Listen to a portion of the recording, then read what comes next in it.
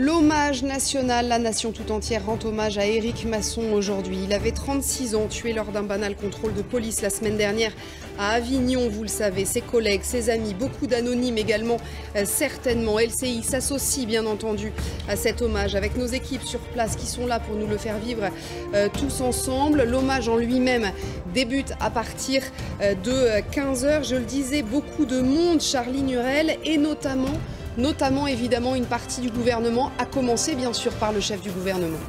Sur le plateau pour m'accompagner, Alexandra Guillet du service police-justice. Alexandra, bonjour à vous. Patrice Duhamel nous accompagne également. Bonjour mon cher Patrice. Et puis Denis Jacob. Bonjour, merci d'avoir accepté de nous accompagner pour cette cérémonie. Vous êtes secrétaire général du syndicat de police alternative CFDT. Merci beaucoup d'être avec nous. Elle le disait, Charline, il avait 36 ans, Éric Masson. Il était père de famille, 2 enfants. Et puis, c'est une famille de policiers, en fait. C'est-à-dire que son père était policier, que son frère est policier, que sa sœur est policière. Alors, on a l'impression que c'est toute la grande famille qui se réunit. Mais en fait, en vrai, c'est vraiment ça, aujourd'hui. Oui, c'est vraiment ça. Et je crois que nous sommes nombreux dans l'institution à être membres d'une famille qui vient de la gendarmerie, de la police ou de l'armée.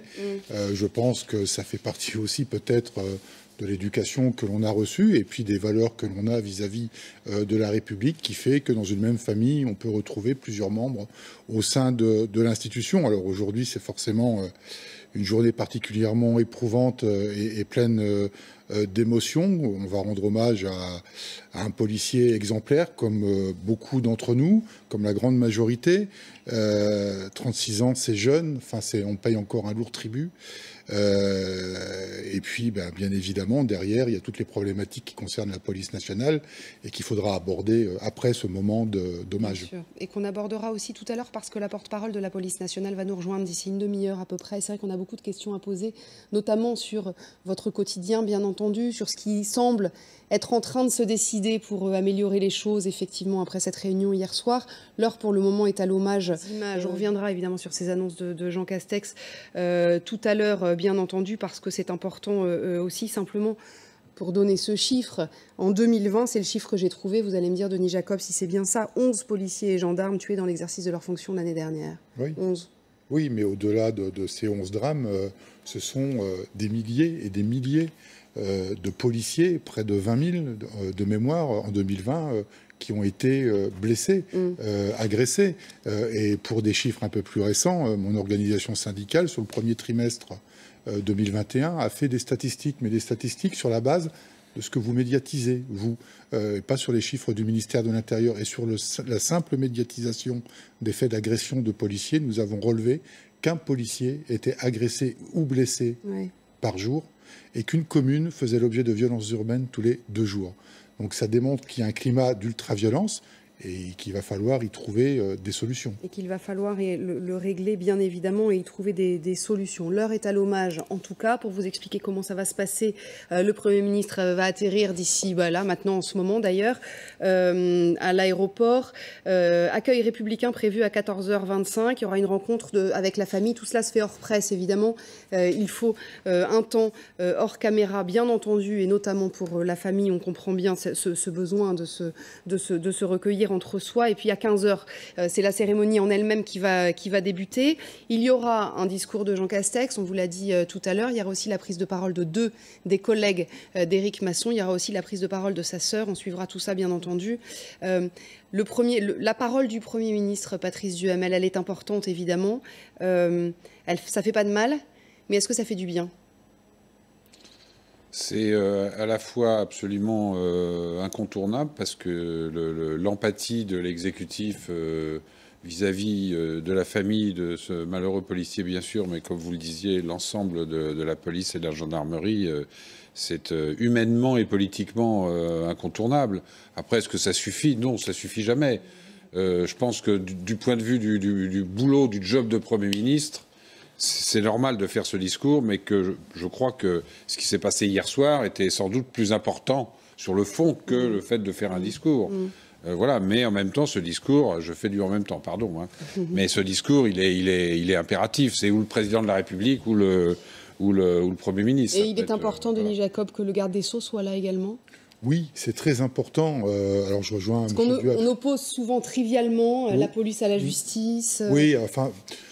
Forcément, parce que les policiers sur le terrain ont véritablement le sentiment que la justice est contre la police, que la chaîne pénale ne va pas dans le même sens et que trop souvent, les sanctions prises par la justice sont incomprises parce que, je reprendrai ne serait-ce que les faits relatifs à l'affaire de Viry-Châtillon, quand vous avez des individus qui tentent directement ou indirectement, par complicité, de tuer un policier, 2 policiers en essayant de les brûler vifs et qu'une partie d'entre eux se voit libérée avec du sursis, pour des policiers, c'est incompréhensible. Donc c'est important que Éric Dupond-Moretti soit présent. Il était également présent hier soir. Ça démontre qu'il y a une continuité au niveau de la chaîne pénale et de la sécurité que l'on doit aux policiers, mais aussi et surtout à nos concitoyens, et que cette présence-là aurait été évidemment incompréhensible s'il n'était pas présent aujourd'hui. Vous voyez que les fleurs sont installées. À notre collègue, ça a été la stupéfaction, évidemment, de se dire, Denis Jacob, on l'a dit et redit depuis une semaine, mais enfin, le contrôle que faisait Éric Masson avec son collègue, c'était un contrôle quasi de routine. C'était une mission banale, hein. Il n'était pas sur une opération programmée. Ils ont été appelés par leur service suite à une réquisition de la population pour des individus qui troublaient la tranquillité. Et puis, ils se sont retrouvés confrontés à ces deux individus. Mais aujourd'hui, je voudrais vous dire quand même que cet hommage me ramène malheureusement 20 ans en arrière, en 2001, quand mes 2 collègues motocyclistes se sont fait abattre par cet assassin qu'on surnommait le Chinois. Ça me ramène 32 ans en arrière, quand jeune policier, j'ai assisté aux obsèques de Catherine Chokroun. Enfin, voilà, c'est toujours très difficile de voir l'un des nôtres tomber injustement, gratuitement, alors qu'il ne faisait qu'assurer la tranquillité et la sécurité de nos concitoyens. On avait un de vos collègues hier qui nous disait, vous savez, quand on signe dans la police nationale, on sait qu'on prend un risque, comme un militaire, comme on sait qu'on prend un risque. Ce qui change maintenant, c'est qu'évidemment le risque est de plus en plus grand, mais aussi que le risque intervient désormais dans la sphère privée. Oui. Et que ça a beaucoup changé. Vous êtes policier depuis quelques années maintenant, sans vous faire offense, mais c'est vrai que vous avez de l'expérience. Vous avez vu ça évoluer aussi. Malheureusement, oui. J'ai vu évoluer l'institution en interne et aussi en externe et la montée de cette violence de manière exponentielle. Enfin, moi, c'est vrai que je suis plus tout jeune dans la police nationale, je suis plus près de la sortie que de l'entrée, comme on dit chez nous. Mais j'ai travaillé près d'une dizaine d'années sur le terrain. J'ai été en quartier difficile. Et à l'époque, bien évidemment qu'il y avait déjà des heurts, mais c'était des pierres qu'on nous lançait et ça allait rarement plus loin. Aujourd'hui, on sort une arme de poing et on n'hésite pas un seul instant à tuer un policier. Éric Masson, quand il part en équipage avec son collègue, ils sont 2, on est d'accord ? Quand il part comme ça, il part en se disant, ils sont plus nombreux, ils sont 5. Il part en se disant, j'ai un risque, il y a un risque que ça se passe mal. Enfin, je veux dire, vous l'avez en tête en permanence, ce risque-là ? On le sait. Le dire qu'on l'a en permanence, si on devait penser chaque instant que l'on risque notre vie, je pense qu'il serait difficile d'exercer notre métier parce qu'on le fait avec fierté et honneur. Bien évidemment qu'on y pense. Enfin, surtout quand on est marié, qu'on a des enfants. Enfin, moi, je l'ai vécu. Il y a eu un moment dans ma carrière où j'ai appréhendé d'aller travailler et de ne pas rentrer chez moi le soir et revoir mes 2 fils. Et ce qui fait que j'ai changé d'orientation professionnelle, passant de la police secours à l'îlotage, quand ça existait encore, avec des patrouilles pédestres, pour avoir des missions, je ne veux pas dire plus tranquilles, mais en tous les cas moins risquées.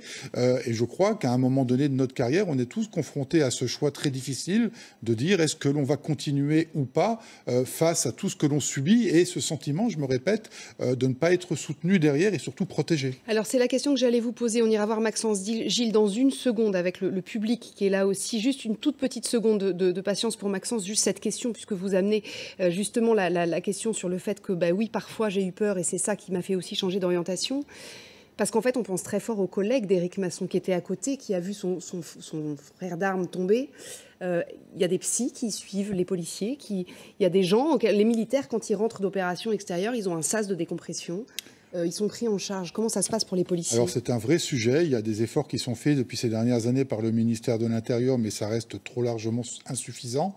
Les cellules psychologiques sont malheureusement souvent mises en place uniquement quand on est confronté au drame, comme celui que venons de vivre ou en période d'attentat. Mais sinon, non, vous n'avez pas de sas de décompression. Alors, on essaye de parler entre collègues de ce que l'on a vécu, surtout qu'il y a aussi tout le reste. Enfin, je ne veux pas tout ramener à mon vécu, mais dans ma brigade, à l'époque, 2 de mes collègues se sont suicidés, par exemple. Donc, face à la violence de la rue, on est obligé d'en parler. Alors, on en parle, et souvent, on nous reproche d'avoir des propos particulièrement durs qui créent la polémique, mais c'est une façon aussi de décompresser, d'évacuer le sas et d'ironiser sur ce qu'on a vécu, parce que c'est une façon d'évacuer cette pression. C'est quand même très lourd à porter moralement. Comme le ferait un médecin ou un chirurgien, souvent, dont on parle beaucoup. Pardonnez-moi, je voudrais juste qu'on aille voir Maxence qui nous attend. On continue cette conversation parce que c'est très intéressant et ça nous permet à nous de nous rendre compte aussi de ce que vous pouvez vivre. Alors, Maxence est en train de... Bon, on ira le retrouver tout à l'heure. Continuons là-dessus. J'ai loupé le créneau, il me pardonnera sans aucun doute. Mais c'est vrai que c'est intéressant et que ça nous permet effectivement de nous rendre compte un peu de la façon dont... Oui, la question, c'est de savoir s'il n'y avait pas un système permanent de cellules, ce qu'on appelle les cellules. Si, ça a été créé très récemment sous Christophe Castaner. Et dans tous les commissariats Alors, c'est un numéro vert. C'est un numéro vert. C'est pas dans tous les commissariats. On n'a pas de psychologue présent physiquement. C'est départemental? C'est même pas départemental. On a en gros 70 psychologues dans la police nationale pour 150, j'arrondis, 150 000 fonctionnaires de police, tous corps confondus. J'ai lu, Denis Jacob, que Éric Masson venait de passer des épreuves pour devenir formateur aux techniques et à la sécurité en intervention au sein de la police. C'est quoi ? C'est tous les gestes techniques qui vous permettent d'appréhender un individu, de le maîtriser, de façon à pouvoir le menotter et le conduire au commissariat. C'est ce qu'on appelle dans notre jargon les GTPI. C'est justement ces gestes techniques qui ont été mis en cause, notamment dans le cadre de l'affaire de M. Chouviat. Donc forcément, ça nécessite une formation, des gestes appropriés. Et donc il se dirigeait vers cette mission-là. Il allait devenir formateur, c'est ça. Tout à fait. Et quelle carrière ensuite? Il était brigadier, parce que pour les néophytes que nous sommes, c'est brigadier à 36 ans, c'est un parcours assez classique. Alors, quelle place il a dans un commissariat? Alors, ce qu'il faut savoir, c'est que chez les gradés et gardiens, chaque passage de grade nécessite un examen. C'est-à-dire que pour devenir brigadier, il faut passer un examen. Pour parler des grades, gardien de la paix, brigadier, puis brigadier chef, puis major. Ce sont des examens qu'il faut passer. Donc, on replonge dans les études professionnelles, mais des études quand même. Et puis, vous réussissez, vous avez votre examen, vous êtes nommé. Bien évidemment, s'accompagne une revalorisation salariale et les responsabilités changent. Alors, il faut quand même faire un petit bémol par rapport au grade, au statut de brigadier, puisque le brigadier, c'est pas véritablement un grade, c'est une qualification. Il fait partie du premier grade, c'est-à-dire brigadier et gardien de la paix, c'est le même premier grade. Ensuite, le deuxième grade, c'est brigadier chef, puis le troisième grade, c'est major. Donc, vous pouvez avoir un déroulé de carrière comme cela. Et bien évidemment, plus vous montez dans les grades et plus vos responsabilités sont importantes, jusqu'à pouvoir être adjoint d'un commandant de chef de service. 15h. Le chef du gouvernement, Patrice, va s'entretenir avec la famille longuement, hors presse évidemment, hors caméra surtout. C'est évidemment très important. C'est à l'État de prendre en charge cette famille et notamment ces 2 petites filles maintenant aussi. Oui, bien évidemment. Je ne sais pas exactement dans la police qui est prévue pour les familles dans ces circonstances dramatiques. Les enfants sont pupilles de la nation. Bien sûr. Et puis, vous avez des associations comme la Fondation Jean Moulin pour la province, la Fondation Louis Lépine pour Paris. Vous avez également Orphéopolis, qui est un organisme d'accompagnement pour les orphelins de la police nationale. Enfin, il y a des dispositifs d'accompagnement, bien évidemment. Et à ce titre, je précise que la Fondation Jean Moulin a mis en ligne une cagnotte pour aider la famille d'Éric, pour qui j'ai une profonde pensée aujourd'hui. Il y a des choses qui existent. Alors, on n'est jamais, bien évidemment, en tant que syndicaliste, satisfait. On veut toujours plus de dispositifs, toujours plus de social, mais il y a quand même un accompagnement qui est assuré par l'institution. Et je pense qu'à la grande chancellerie de la Légion d'honneur, à partir du moment où Éric Masson va être fait chevalier de la Légion d'honneur. Je pense qu'à la Légion d'honneur, il y a également sur le plan social, alors, je sais plus caritatif, un suivi. Je ne sais pas si c'est toujours en vigueur, mais en tous les cas, oui, quand un parent a la Légion d'honneur, ça ouvre la possibilité de certaines écoles pour les enfants. Notamment des écoles en région parisienne. Justement, des collègues d'Éric Masson qui sont rassemblés, bien entendu. Denis Jacob, tout ce qu'on voit là, et d'ailleurs ce que disait l'invité de Noël à l'instant, qui lui est un civil et qui dit « je suis content de voir qu'il y a beaucoup de monde », est-ce que ça a au moins la vertu de faire prendre conscience de votre réalité du terrain? Oui, ça fait prendre conscience de la réalité du terrain, mais ça fait prendre conscience aussi que contrairement à ce qu'on a pu entendre ici ou là, c'est que la grande majorité de la population est toujours derrière sa police et soutient toujours sa police de manière indéfectible. Et ça, c'est à souligner quand on sait que régulièrement on vilipende l'action des forces de sécurité. Eh bien, c'est malheureusement quand on est confronté à ce genre de drame que, eh bien, on met les points sur les i et les barres sur les t pour montrer que la population, elle est bien présente à nos côtés, comme on a pu le voir aussi dimanche à Avignon lors du rassemblement. En un minimum de temps, bien évidemment. Ce qui a fait dire, Denis Jacob, à un certain nombre de vos collègues qu'on a pu interviewer sur ce plateau, voire vous-même, que effectivement ces arrestations ont été extrêmement bien préparées, ciblées, faites au péage, c'est pas pour rien, c'est-à-dire que c'est plus simple d'arrêter au péage que d'arrêter à 250 sur l'autoroute, et que vos collègues disaient, évidemment, il est présumé innocent, il est encore en garde à vue d'ailleurs et pas encore déféré, mais qu'il faisait peu de doute quant au fait que cet homme avait participé à ce qui s'est passé la semaine dernière. Moi, il ne m'appartient pas, je suis de la police aussi, donc là, il y a une enquête en cours et je suis toujours très prudent sur les prises de parole sur des affaires qui sont en cours, mais il faut effectivement saluer le travail remarquable de mes collègues, quelle que soit l'unité qui a été conduite.